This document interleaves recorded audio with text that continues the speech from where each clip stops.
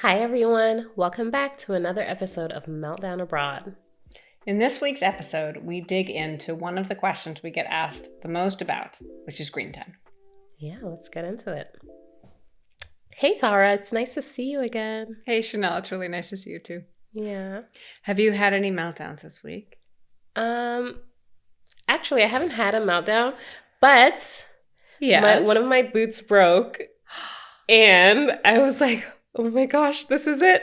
I'm going to go to the cobbler. Your first ever experience. My first experience. I was about to check them, and then I remembered. I was like, wait a minute. Tara fixed her boots, and yeah, I might not ask in German, but I'm just going to go for the experience. I think this is very good. This is a reference to that time when I had my favorite boots broken, and I went to the cobbler instead of just throwing them out. And for, I think it was 12 euros, got them completely fixed. And I really like my boots. I was really upset that it's really a bummer. Yeah, exactly. Okay, this is a big deal. I think we need to hear back about your first experience going to the cobbler. Yes. Hopefully it's not going to be a meltdown experience. I hope it will be very good. Yeah, I think it'll be very helpful. Yeah. That's but awesome. Just kind of diving into today's episode, I wanted to ask you, so do you feel like you're getting asked a lot more about screen time? Because I feel like that question has come up a lot with my families, and I'm not sure if it's to do with, because I obviously work with a lot of Americans, and now we're in Europe, like the way of life is, it's so different here. So I don't know if it's just the influence of what they're seeing other families do, but the topic of screen time keeps coming up. It keeps coming up for sure. I mean, I think there has been generally a big talk about screen time and social media and all of these different spaces for a little while. And then when the book Anxious Generation came out, I think there was another really big wave. Now I think there's an AI wave, right? So there's all these different pieces that go on. But what's interesting is the community of parents in Germany. There's certainly different dialogue around screen use, and there's a lot more. And look, admittedly, I haven't been in parenting circles in America in a long time, but I have certainly continued to work with American parents. But in Germany, there's less screen time generally. Like the kids are less as a family online, and I've seen that difference. And then I've also seen that there's lots of parents who are really trying to figure out how to delay use of certain apps and certain phones until a little bit later. So I've seen a lot more of that. And even parent communities where, once your kid, it's typically a little bit easier to navigate not having a phone when you're 5th grade or lower. But after that, the kids start asking, maybe we can get through 6th grade. Can we get through 7th grade? And so a lot of the time here, there's parent groups who are trying to get their friends to kind of all align so that whatever is decided, the kids aren't actually feeling really isolated or alone because their friend group is actually doing the same thing. That's really important, actually, because the influence of, why am I the only one allowed to? It's really hard. I think one of the things that I hear from my, pre-teens and teens is this, it's the isolation where everyone else is doing something that I'm not doing. And they're referencing things that they're talking about, and I'm not in those conversations. And that piece is quite tricky to navigate. It can break down the peer relationship. Yeah. It's quite interesting, too, in that here, when I go into the homes of the families I work with, either they don't have a TV or it's just not the focal point. Yeah. Like, that just doesn't exist where I'm from. Yeah. You have a TV in every single room. Yeah. So sometimes, like, I will use my tablet in my sessions, and that's the only access the child would ever get to a screen. Yeah. The entire week. It's really different. It's really different. And this is, of course, not every home and everyone's different, but there's certainly, it's less of a focal point in daily life. Though when you get older, it obviously comes back in, right? Yeah. And certainly kids still are watching films and having some of these conversations. And then there's, even when you're looking at two different cultures combining. So if I'm American and I've come and I live now in Germany, what I might be used to is really, really different than what other families are doing here. Yeah. And I know just even the topic of screen time can feel very overwhelming for parents. There's a lot of shame associated with it. Sometimes parents feel like they're getting the blame. So just a disclaimer, this episode is really just for guidelines and just to give you a reference point. We're not giving you a hard or fast rule on no screen time or no screen time. That's not what this episode's about. And every family's different, and every family has really different needs, and you're the ones who know what those are the best. But there are some questions that come up a lot, and we thought it would be nice just to have a conversation about it. Exactly. Yeah. I know for me, what I primarily get from my expecting parents or just my parents with the younger ones, the early interventions, is when to start screen time. Yeah. And so my general rule of thumb is, we know that children do not have the capacity to self-regulate until the age of 2. So I guess what I put back on the parents is, if you're giving your child something that could be overstimulated or understimulating, will they have the capacity to regulate either by themselves or through coaching from yourself? Will they know what to do with this information when it builds up in their body? And if the answer is yes, they can move away from it. There are no tantrums and meltdowns. Of course, to a certain extent, right? So the kids, if you take something away that they like, there's always going to be protests. But if the general rule is they can come down from it or through strategies come down from it, then it can be appropriate to start introducing these things to them. Yeah. Before the age of 2, it's less common that they will know what to do. If you're telling them and soothing them, it's less cognitively, they're less capable of being able to regulate themselves. And they're not getting a lot from watching.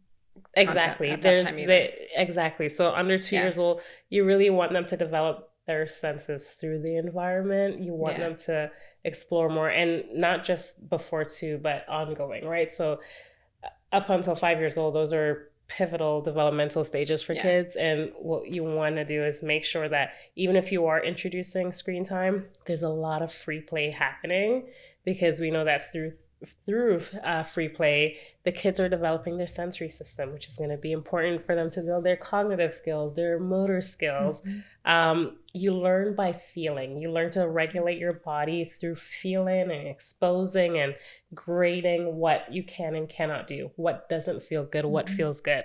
If you're not exploring the environment, you're not learning those skills. So if we're introducing screen time, younger ages, you're going to want to probably have a little bit more boundaries around it. 30 minutes to an hour a day can be more sufficient or could be suitable. But again, this isn't a hard and fast, like you must not give your child more than an hour of screen time, because we understand that kids have different needs. And so that's going to change. But let's make sure that there's, in a sense, a balance, not an even balance, because we want the scale to be tipped towards just more play and navigating their environment. Yeah. I'm glad you brought up the concept of balance. I think I work a lot with older students and you work more with younger ones. And so I think we can speak to both sides. But, one of the things that I talk about a lot, like if I'm doing digital mentoring workshops or that kind of thing, is about looking holistically at the things we're spending time doing. And for a little one, it's much more around like developing your sensory system and your motor skills and your play and problem solving skills, right? Where we're spending a lot of time on that. But also for our older kids, if I'm not, sometimes when we spend time on screens, we think about that as the challenge, right? But what we really want to look at is, are our kids, are they exercising? Are they spending time with friends? Are they eating well? Are they, having good relationships with us? Are they spending time working on their schoolwork? Are they spending time working on hobbies? Are they building skills, drawing, learning how to play an instrument, doing other things? And so it's not necessarily, there's the screen conversation, right? Particularly as we get into more problematic content as kids are older, but there's also this balance of how I'm spending my time, how I'm learning in my environment, the relationships that I'm building, because it's not just the screen piece, it's what is it taking up time from, so that then I'm not actually doing some of the things that would be really good for my development. Yeah. Right? Exactly. Yeah. Exactly. And even too, like, we think about when we're talking about screens, you can look at the elements of what type of screen. Mm-hmm. So if we're thinking about, most of us, we grew up watching TV, mm-hmm. and mm-hmm. I'm sure at some point watching TV was cartoons, not a good thing for you, but it's what is it doing to the cognitive system? Like, what has changed from our generation to the new generation? You didn't have as much attention and focus issues or challenges, impulse control mm-hmm. challenges when you were from our generation, mm-hmm. right? As you do for the newer generation. And so we have to consider the screen sizes as well. Having a mobile phone or small screen, it means that your attention is going to be closer to it. And if we think about if we're watching a screen right up close, we're missing a lot of information that's happening in the environment. Mm-hmm. There's less movement happening. They're either laying on the floor and keeping their body still to the point of they lose the ability to stay still, because they're not using other sensory systems that would help them to know that they're grounded on the floor. Now over time you see the kids get wiggly because that sensory system just isn't developing anymore. But just going back to, if we have a picture that's right in front of our face, we're missing a lot of information, as opposed to if we have a TV on a wall. It's better. While you're looking at the wall, a lot of things can happen in your environment that causes you to mm-hmm. shift your focus and your attention, mm-hmm. move your body differently. And so if you do want to give the screen time, consider screen time can also be a TV. Yeah. That might be even more suitable for a younger kid, because their attention will be grabbed by anything. So if you put the screen further away, they might see something else of interest. It's really true. And then also you take away this problematic behavioral component, which is I touch this and this happens and I'm rewarded for it, that instant gratification. And instead I'm watching something a little bit further away. And absolutely, exactly as you said, if you have a 3-4-year-old and there's something that's on the TV over there and something happens closer to them, mm-hmm. they're going to take a look at what that is. Exactly. They've naturally moved away. Right. You don't even have to now monitor that, right? Because they'll naturally moving away from that screen. Yeah. But yeah, it's we really, like, when we're talking about the younger kids, we're talking about the developmental piece. I mean, I, as a professional, I can walk into a room and see a kiddo who's had excessive screen time based on their posture, their hand movements, and their body regulation. Mm-hmm. That's how impactful it can be. Yeah. And I can see the kids who have a much more balanced approach, or maybe none at all. I wouldn't say there's a drastic difference between a child who never gets screen time versus a child who gets some screen time. But there can become a point where it's so impactful that their motor skills change, how they move their hands, how their body's able to stay still, or whether they have impulse control. And this is really in more extreme situations, right? Where like kids are really watching a lot of the time and they're not practicing those skills. Exactly. Right. Exactly. Yeah. And, one of the things that I think is useful to talk about, and it's more for older ones, but it's about teaching how to modulate and use these technologies, right? So, for instance, if I was hoping that my child would be able to ride a bike, right, I would take steps, and I don't just throw them on a bike. I would put them on a glider bike, and then we do balance, and then we have a bike with pedals, and we practice that slowly in sort of safe spaces before I'm just putting them on the road in Berlin and we're riding together, right? Or they're riding on their own.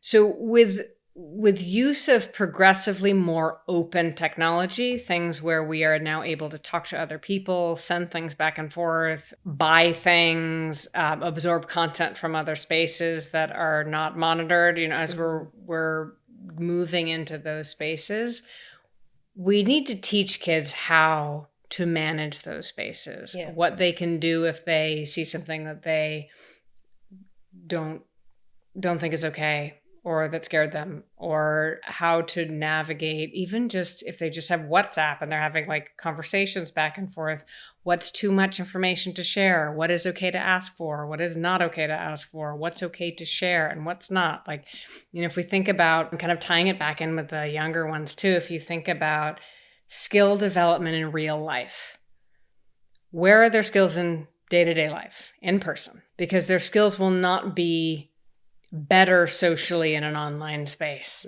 than they are in person. The only exception that I guess I would make for that is that some kids who are quite a lot more socially anxious for whatever reason might find it less anxiety provoking to be texting someone versus being in person.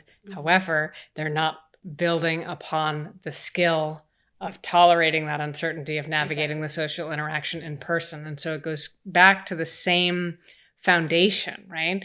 That you need to be in your life building skills. And some screen time is okay, and there's lots of wonderful things that they could be doing, but we don't want to be missing out on those foundational skills. Yeah. Okay. And that rings true for the younger kids as well. Like, your social skills are developed through real life interactions.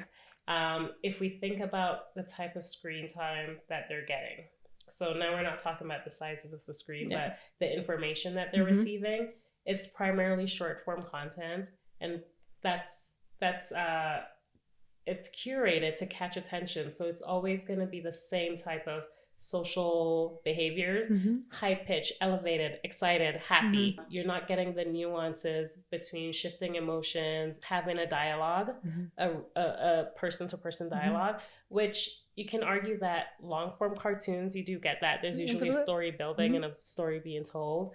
And so they get to see a type of social interaction happening and the difference of emotions that could come across in movies as well with people. That's probably even better.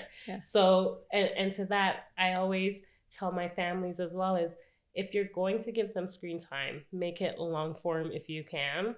And especially my expat families, because we've talked about this before, but when you get on the planes, a lot of the kids, they prefer to have their iPad than watch what's on the screen on the plane, because that's primarily long form content, and their brain is not their brain mechanics cannot sustain the attention for the long form content. So over time, your short form, that instant gratification, that quick moving, it's like the fast stimuli is what they're used to. Their body just cannot sit still enough to take in the longer. Well, it's interesting because all of these things are skills. Like, this might age us, but when we were kids, you couldn't just get any show when you want it. No. You had to wait for it to come. Exactly. For it to air. That's a skill. It's forced patience, right? You must wait until next Tuesday when that will be on again, or when that cartoon will be on again next Saturday or whatever, right? And so kids don't have to do that. And so there's so much that's instantaneous. And that's why when you're watching, even on a screen that's further away, you at least have a little bit of distance, and then you don't have the same sort of behavioral component of tapping something and getting something immediately. But still, we can access things so quickly, even if it's on a big screen. Like, I can get another episode of something on Netflix really fast, and they don't have to wait. They don't have to wait for something to arrive, and do other things and entertain themselves when that's not there. And I love that you use the having to wait as an example, because even the nuances of a commercial, we don't have commercials anymore. So kids are missing that pivotal point of using their interoceptive skills. So understanding a commercial break, you hold your bladder, you go and pee when you at that time. Go get a snack. You go get a snack. You feel hunger. You learn to moderate it a little bit. When it's like the peak hunger, when I can wait a little bit more, and it's not just this. I'm getting instant gratification here, so then I can get it there as well. You're learning to shift and understand your body and understand the cues and work with it, because you're like, well, I have a window of opportunity. Patience is going to get me there. And I know how long I can hold my bladder for, or how long I can not have to eat something. Yeah, exactly. You're so much more aware. Yeah. You're so much more aware of yourself in those contexts. And kids don't have that experience as much. You know, when they're going, from show to show to show on their screens, you sort of lose touch a little bit with what your other needs are. And then when you're trying to get off, not only are you taking this thing that's been giving me a whole bunch of dopamine, right? Yes. So that's been going on. Now have not been very attuned to my needs. I probably have several of them that have kind of compounded, right? And now I'm being asked to do something I want to do less than the screen time, right? So then we have these there's often these explosions, right? But they're about 3 or 4 different things. They're not always just screen or not having a screen. Exactly. And then that's where it becomes harder for you to be able to figure out what the trigger is. Because there's all these variables that are adding up. Yeah. And then it turns into this one thing, but it's not this one thing. Yeah. And you as a parent or the educator or just a person in the child's life is trying to figure out, like, why did this just happen? It came out of nowhere. Yeah. It actually didn't. It's there's a few. Not having awareness or being in tune with their bodies. Right. But it is one bar, I think. I was just on running a group, the last group session this week, and a parent was asking a question about screens and about, if, how flexible we can be if we have a parameter. And the question came where it was, on these nights when we have sports and they just want to have 10 minutes, where it would normally all the screens would be off by then. Mm-hmm. And that time, and that's been the rule of the house. And she said, but he's able to sort of set like a 10-minute timer, give himself one show and get off of it. I said, that probably gives you a lot of information about his capacity to regulate doing that. Exactly. Right? And so then it's okay, that's right? Fine. Then it's fine. I think some of these are clues, right? Mm-hmm. When our kids have meltdowns every single time we turn off a screen, usually that means that there's been too much. Yeah. If they are able to regulate through turning it off, you're probably doing okay. Yeah, because they're not feeling so dysregulated by virtue of needing to stop. Yeah. Right? And that not knowing how to regulate yourself is something that needs to be developed. Right. So it's not that the skill will never come. It's that, okay, so while we're pausing on screen time, let's just play. Yeah. Let's do other things where they're learning to develop these skills. Going for a walk can be so regulating. Having your kids going outside and just walking or walking around, maybe having like not an obstacle course, like a...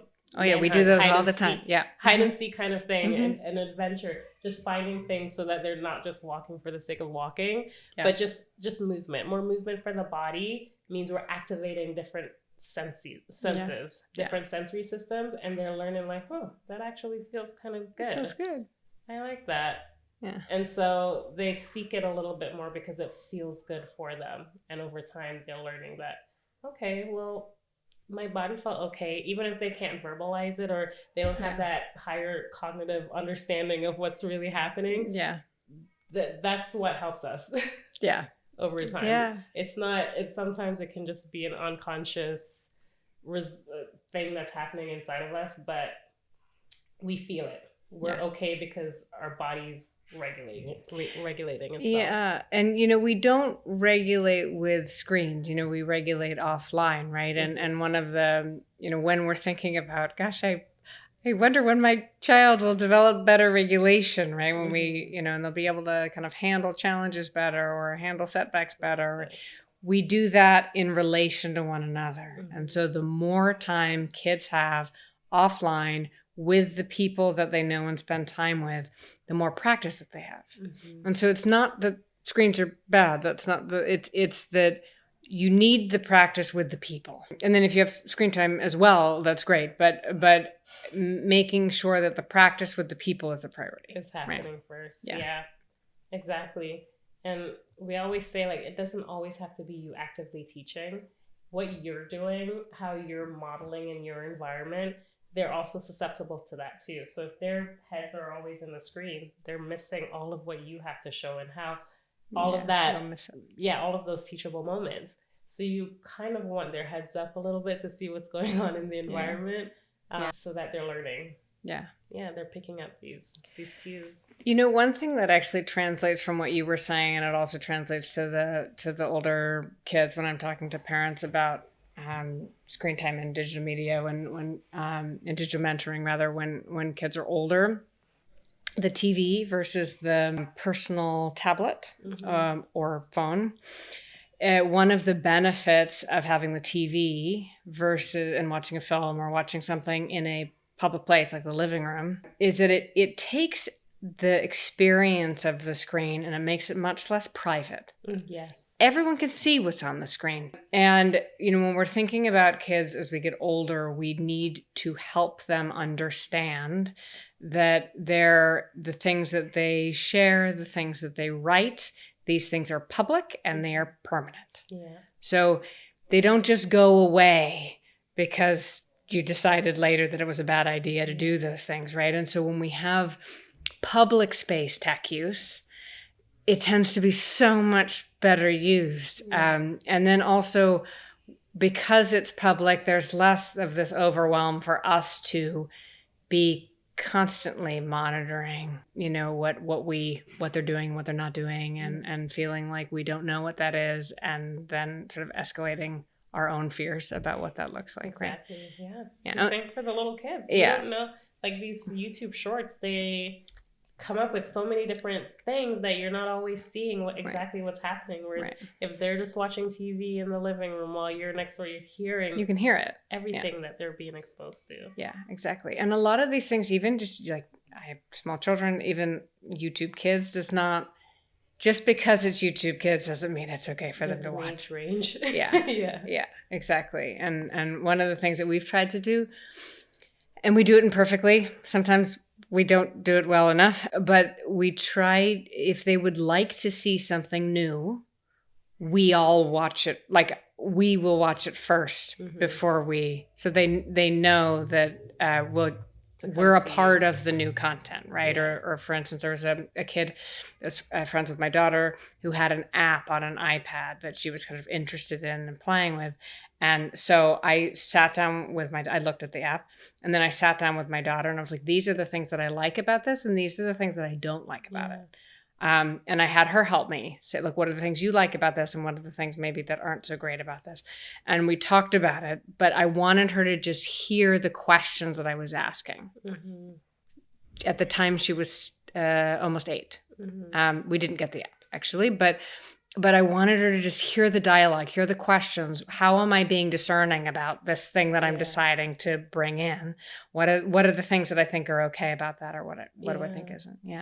Yeah, they're learning how to use it responsibly. Yeah, exactly. Because it's not just, you know, when we only focus on the monitoring, which is quite important in terms of boundaries when our kids are young, and actually as they get older as well, there's elements that are really important about that. But if we only focus on monitoring, we're missing something really important, which is in the teaching of how to ask questions to see if something feels right for you, to know if you're beginning to feel overwhelmed using whatever it is that you're using, right? Figuring out how to be in these spaces, how to communicate, how to navigate challenges, because when we move from little ones on to the bigger ones, what happens online is really different, and it becomes very, very complicated and really stressful for kids to navigate. And so the more we can teach early some of these foundations of both balance in life, but also the questions that we ask about the things that we're watching and some of our processes for bringing in new content, that can help them later to be able to ask those questions themselves. Exactly. I don't have anything else to add to that. Well, you know, and this topic is big, and I think we could talk about it probably a few times, but I feel like we've at least gotten a good start. Yeah. And again, it's you as a parent using your discernment, like, can my child handle this responsibility? And if they can't, how do I navigate them through this? Yeah. Right? Technology is a big thing. Yeah, like, and it's a part of our lives. Yeah, it's okay. And there's so many. Just think about you as the adult. Like, it's also very big for us to understand and navigate it. and then putting that responsibility solely in their hands. Yeah, that's a lot. They can't do it. Yeah. They can't regulate like that. I mean, even if you think about your own use, like it's quite difficult to put your phone down. We get very sucked into those things too, and we have much more fully formed executive functioning skills, and they do not. And so we can't assume that they will be able to regulate those things. Also, not when they're 12 or 13 either. So we have to help them learn how. Process with them, teach them exactly what it looks like to regulate. I don't like putting my phone down either. It's hard. I just want to keep scrolling, but you know what? Let's have some me time together. Let's move away together. Let's have a screen free time together. Incorporate whatever it is that they like on the screen. I guarantee that there's some form of it in some other way, whether it's a book, whether it's a game, bringing it outside of that as well, and then slowly piling it back up. That's right. Yeah. Well, I feel like this was a good start. This is a big topic. I think people have a lot of questions. And I think too, use the comment section. Ask us. Let us know if there are different type of details that you'd want around this topic. If there's something else you want to know. Like I said, you have the spectrum here from 0 to 18, 19. Yeah, so exactly. We could really dive into the different segments of it. And as always, guys, please comment below. Let us know what some of your struggles are or some of your successes, how you've helped your children to navigate these spaces. We are a community and we're here to learn from each other. And as always, don't forget to like and subscribe and follow us on all of our other social media platforms. Until next time, thanks for watching. See you soon. Bye.